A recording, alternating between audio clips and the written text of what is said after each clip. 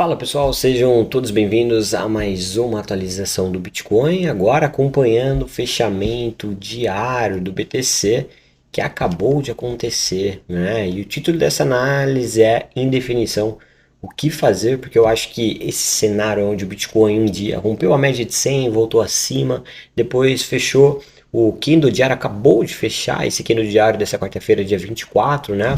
Com uma formação de doji, que é quando o preço vai para baixo, vai para cima e fecha com um corpo real pequeno, né? No caso não foi um doji perfeito, um doji com um corpo real ali, mas isso sinaliza o quê? Indefinição, né? Não temos aí agressão, não temos volume, temos um cenário de incerteza e eu quero simplificar aqui para vocês as possibilidades, perfeito? Bom, antes de mais nada, quero enfatizar, né, que o preço ele ainda segue na sua tendência de baixa de curto prazo, a tendência de baixa que levou justamente ao rompimento da média de 100. Então aquela LTA azul ela ainda segue válida.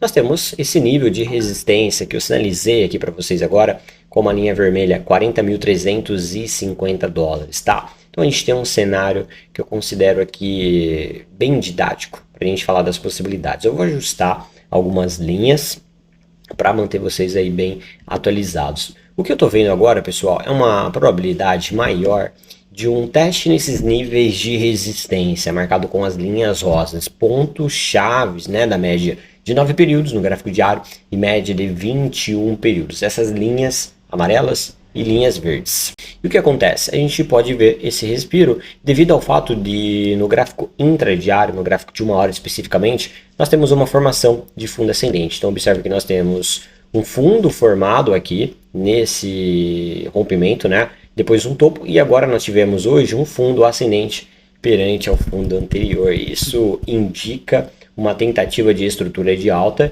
E o que falta aqui agora? Falta o rompimento dessa região de resistência que eu marquei com a linha vermelha, que é também um ponto de resistência na média de 21 períodos no gráfico de 4 horas e é também o ponto de rompimento da LTB que eu marquei com a linha azul. Então isso se chama, né, confluência de indicações. Então tem uma série de indicações confluindo de que esse nível é extremamente importante. E é isso que nós queremos ver aqui então. Então fica didático a seguinte indicação. Se o Bitcoin conseguir romper 40.350 dólares, a gente pode esperar mais um respiro dele, né? Lá no sentido dos 40.900, 41 mil dólares, até um movimento estendido de aproximadamente 4,5% até o nível dos 42.120 dólares aproximadamente, que seria uma movimentação parecida com essa aqui, tá? Por outro lado, enquanto isso não acontecer, a gente ainda pode ver um reteste lá perto da média de 100 períodos, com o preço vindo aqui, ó, até, quem sabe, furar novamente esse suporte, tendo uma probabilidade maior do preço fazer justamente o oposto, uma confirmação de rompimento do ponto de suporte para uma confirmação de continuação do movimento de baixa, tá? Ou seja, muita atenção aí, tá? E para você que está em dúvida se deve estar comprado, estar vendido, não queira adivinhar. Simplesmente gerencie o seu risco, não ficando 100% vendido e nem 100% comprado. E aí você pode adequar a sua posição, ficar mais posicionado caso você queira pegar um respiro de alta, caso aconteça esse rompimento dos 40.300 ou caso aconteça o rompimento dos 39.170 dólares, você pode pensar em diminuir a sua exposição, tá? Então, basta você gerenciar os seus riscos. Eu trouxe na análise de hoje um gráfico da dominância do Bitcoin aqui do lado esquerdo, né?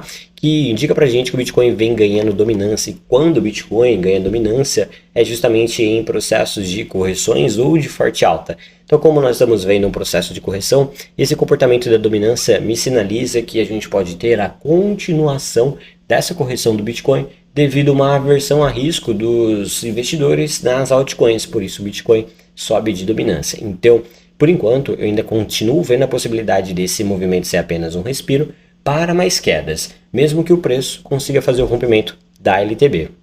Falando sobre a Ethereum ficou o dia basicamente andando de lado nessa mesma região e fechou o gráfico diário com um candle parecido com o do Bitcoin, só que ao invés de positivo, ele fechou com um viés negativo, sinalizando apenas que houve mais volume de negociação na venda do que na compra, né? Então, sem muita mudança em relação ao viés anterior, da Ethereum que tende a ficar consolidando por aqui até que o Bitcoin tome uma decisão de rompimento de um desses níveis. Perfeito? Então amanhã, logo no início da manhã, já volto com a nossa análise do dia para te alertar sobre as possibilidades e verificar se aconteceu algum desses rompimentos. Vejo vocês em uma próxima análise.